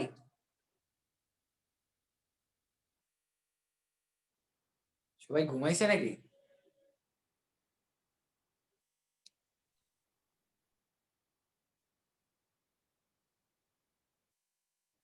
তোমরা কি আছো? জি ভাইয়া আছি, বলেন, শুনতাছি। আচ্ছা ঠিক আছে। তো আজকের ক্লাস মোটামুটি আমাদের এটাই ছিল, যে আমরা শুধুমাত্র কি, যে আমরা ডেটা ট্রান্সমিশনের কমিউনিকেশন সিস্টেমের প্রথম পার্টটুকু করে ফেললাম। নেক্সট ক্লাসে আমরা শিখবো তারের বিভিন্ন ধরনের ঘটনা আছে, কোএক্সিয়াল তার, তারপর twisted pair cable, fibre optic cable সম্পর্কে জানবো। এর বাইরেও যেহেতু তোমরা বুঝতে পারছো যে আইসিটির গুরুত্ব কতটুকু, কারণ আমাদের সরকার থেকে বলে দেওয়া ছিল যে আমাদের এমন কিছু সিস্টেম হবে যে ভর্তি পরীক্ষা আমরা সবাই বলেছিলাম যে আমরা চাই যে, এমনকি শিক্ষার্থীরাও চায় যে সবকিছু যেন বই ভিত্তিক হয়। এই চিন্তা ভাবনা থেকে কিন্তু একটা নির্দেশনা এলো যে সায়েন্সের ক্ষেত্রে দেখা গেল, সায়েন্সেও কিন্তু 20 মার্কের আইসিটি দিয়ে দিছে, দেন হিউম্যানিটিসেও কিন্তু দিয়ে দিছে 25 মার্ক, আর বিজনেস স্টাডিজেও 25 মার্ক। প্রায় মোটামুটি হিউজ পরিমাণ মার্ক আছে আইসিটির উপরে। তো তোমরা যদি আইসিটিতে ভালো কিছু করো, দেন তোমাদের রেজাল্টের উপরে একটা অনেক বড় একটা ফ্যাক্ট চলে আসবে। আর আচ্ছা ভাইয়া, হ্যাঁ, আমরা যারা সায়েন্স থেকে বিভাগ পরিবর্তনে আসি আমরা কি করবো এখন? মানে আমাদের তো বাড়তি করে ফিজিক্স, কেমিস্ট্রি, ম্যাথ এগুলোও চলে আসতেছে, বায়োলজিও চলে আসতেছে। তো আমরা কি মানে জাস্ট যেটাতে ফোকাস ছিলাম ওটাতে করব, নাকি নতুন করে আবার এসব শুরু করব? আচ্ছা, বিষয়টা হচ্ছে কি, বর্তমানে তো অনেক বেশি পরিমাণে সুইচ হচ্ছে। আজকে এটা সিদ্ধান্ত হচ্ছে, কালকে এসে আরেকটা সিদ্ধান্ত হয়ে যাচ্ছে। তো জি জি। তোমরা এত বেশি বিভ্রান্ত হওয়ার কোনো কিছুই নাই। আমিও সায়েন্স ব্যাকগ্রাউন্ড থেকে বিভাগ পরিবর্তন করে এসেছি। আমাদের বেলাও গতবারের হিসাবটা এরকমই মোটামুটি ছিল, গতবারও একদম চেঞ্জ হওয়ার কথা ছিল, কিন্তু এর মুহূর্তে গিয়ে চেঞ্জ হয়নি। তো তোমাদেরকে বলবো, যেহেতু তোমরা ইন্টার লাইফটা পার করে চলে এসেছো, ফিজিক্স যে একদমই তুমি এক লাইনও পড়োনি তাও বলা যাবে না, কারণ তুমি অলরেডি ফার্স্ট ইয়ারে তুমি কিন্তু পরীক্ষাটা দিয়ে এসেছিলে, ফার্স্ট ইয়ার ফাইনালে পরীক্ষা দিয়ে এসেছো, সেকেন্ড ইয়ারেরও মোটামুটি কয়েকটা পরীক্ষা দিয়েছিলে। তো মোটামুটি তোমাদের কিন্তু ধারণা আছে। তোমরা সেই বেসিক গুলা জেনে ফেলো, যে গতির একক কি। তারপরে তোমরা জেনে ফেলো বায়োলজির যে সংক্রান্ত গুলো আছে, সালোক সংশ্লেষণের প্রক্রিয়াটা কি, সালোক সংশ্লেষণের প্রভাবক গুলা কি। তারপর এই জিনিসগুলো তোমরা জানা শুরু করো, দেন তোমাদের জন্য খুব বেশি টাফ হবে না। আর মোটামুটি এখনো হিউজ পরিমাণ সময় আছে, তোমরা হালকা করে সবকিছু দেখা শুরু করো। আর এর বাইরেও আইসিটি নিয়ে তোমাদের অনেক ধরনের সমস্যা থাকবে। এই জন্য আমাদের আগে থেকে মোটামুটি একটা প্ল্যান ছিল, যেহেতু অ্যাডমিশন টাইমটা একদমই চলে আসছে, আর আইসিটির উপরে তোমাদের খুব বেশি একদম প্রেশার চলে আসছে। এজন্য আমার নিজের একটা বই আসছে, যেটাতে আমি চেষ্টা করেছি তোমাদের যে যেই জিনিসগুলো তোমাদের টেনশন হয়ে যায়, বা যেগুলো জিনিস তোমরা তোমরা ওইটা নিয়ে দ্বিধাদ্বন্দ্ব থাকো যে এই জিনিসটা কি প্রশ্নে আসবে বা প্রশ্নে আসতে পারে কিনা, এই ধরনের। তারপর বিগত বছরের প্রশ্নগুলো, কারণ আমার বিশ্ববিদ্যালয়ে গতবার আইসিটি পরীক্ষা হয়েছিল, অন্যদিকে কিন্তু ঢাকা বিশ্ববিদ্যালয়, জাহাঙ্গীরনগর, অন্য কোথাও হয়নি। তো মোটামুটি আমরা কিন্তু আইসিটি পড়ে এসেছি। কিন্তু এখন দেখা যাবে যে বাজারে এমন কিছু অনেকেই চলে আসছে যারা আইসিটি পড়াচ্ছে, যারা কোনোদিন আইসিটি পড়ায়নি। তো তো সেই দিকে চিন্তা করে আমরা কিন্তু একটা নতুন একটা বই নিয়ে আসছি। আগামী শনিবার আমার বইটা চলে আসবে মোটামুটি দেশের যে কোনো জায়গায়। আচ্ছা, দিলরুবা বলছো যে আমার বইটা কোথায় পাবা? আচ্ছা, আগামী শনিবারে ইনশাল্লাহ, শনিবারের দিকে আমার বইটা চলে আসছে বাজারে, একদম তোমরা পেয়ে যাবে মোটামুটি দেশের সব জায়গায়, অন্তত রবিবারের মধ্যেই পেয়ে যাবে।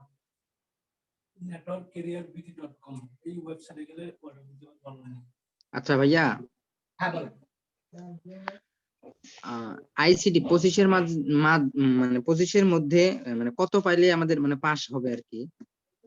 আচ্ছা, আইসিটি সিস্টেমটা হবে মোটামুটি 9 পাস, মোটামুটি 9 পাস দিয়ে দিবে।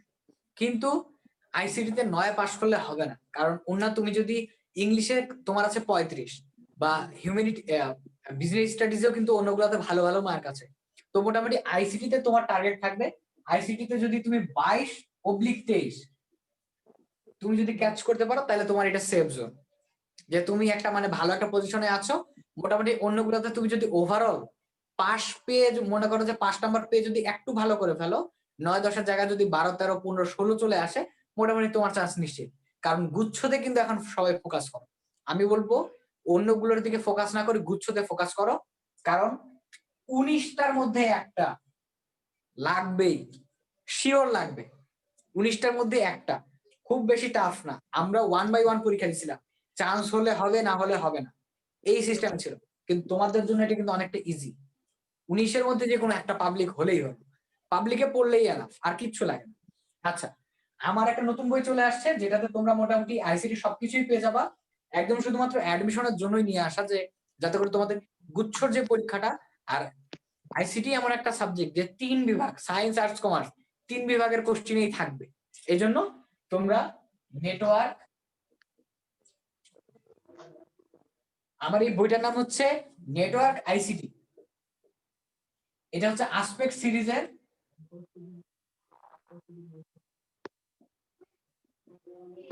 সবাই নাম লিখে নিতে পারো। আর এটা হচ্ছে নেটওয়ার্ক পাবলিকেশন।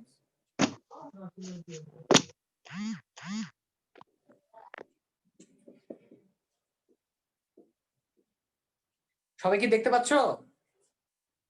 জি ভাইয়া, আচ্ছা, একটু লিখে নিচ্ছি। আর হ্যাঁ লিখে নাও, সবাই লিখে নাও। আচ্ছা ভাইয়া, হ্যাঁ বলেন। আপনাদের গাইডলাইন বিষয়ে মনে হয় একটা ভিডিও করার কথা ছিল, ভিডিওটা দেওয়ার কথা ছিল, মানে আমাদের যে যে যে প্রবলেম হইতে পারে এগুলোর উপর, ওটা কি মানে কমপ্লিট হয়েছে?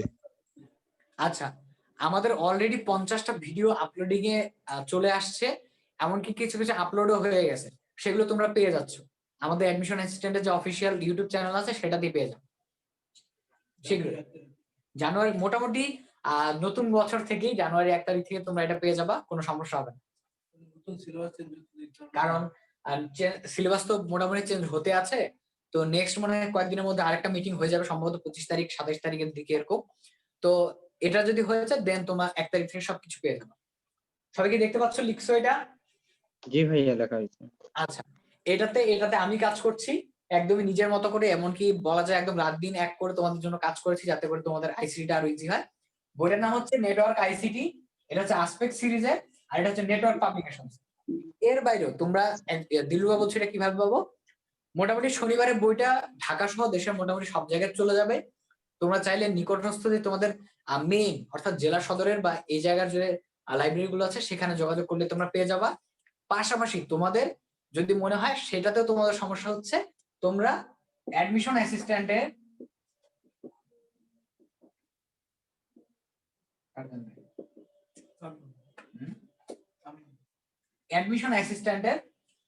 অফিসিয়াল যে আমাদের পেজ আছে সেটাতেও মেসেজ করতে পারো।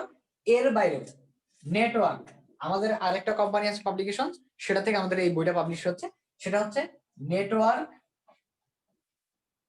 Career BD.com। এটা হচ্ছে ই কমার্স প্ল্যাটফর্ম, এটাতে তোমরা বই অর্ডার করতে পারবা, রকমারির মতো যেরকম সিস্টেম থাকে এই নেটওয়ার্ক ক্যারিয়ার BD.com, এটা থেকে তোমরা ই কমার্সের মতো অর্ডার করতে পারবা বই। এছাড়াও যদি সমস্যা মনে হয় অ্যাডমিশন অ্যাসিস্ট্যান্টের পেজেও মেসেজ করতে পারো।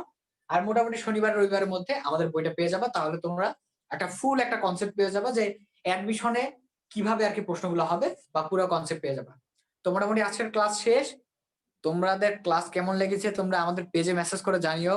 আমার নামে যদি কোনো বদনাম থাকে, দুর্নাম করার থাকে, ক্লাস যদি খারাপ হয় তবুও বলবা, দরকার হলে আমার জায়গায় অন্য কেউ এসে ক্লাসগুলো নিয়ে যাবে। আচ্ছা ভাইয়া, একটা কথা হ্যাঁ, বলো। বলার ছিল। বলেন।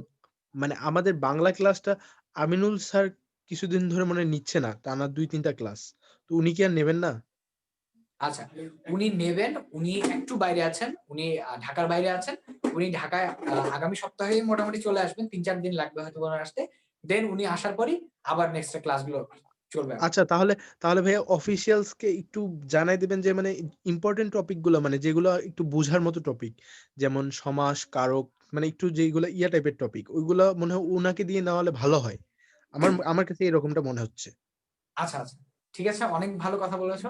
আমরা আসলে চাই তোমাদেরকে একদম বেস্ট টিচার দিয়ে ক্লাসগুলো নেওয়ানোর, যাতে করে তোমাদের অনেকটা হেল্পফুল হয়। তো মোটামুটি উনি হঠাৎ করে এই শহরের বাইরে যাওয়ায়, রাজধানীর বাইরে যাওয়ায় আমাদের এই প্রবলেমটা হয়েছে।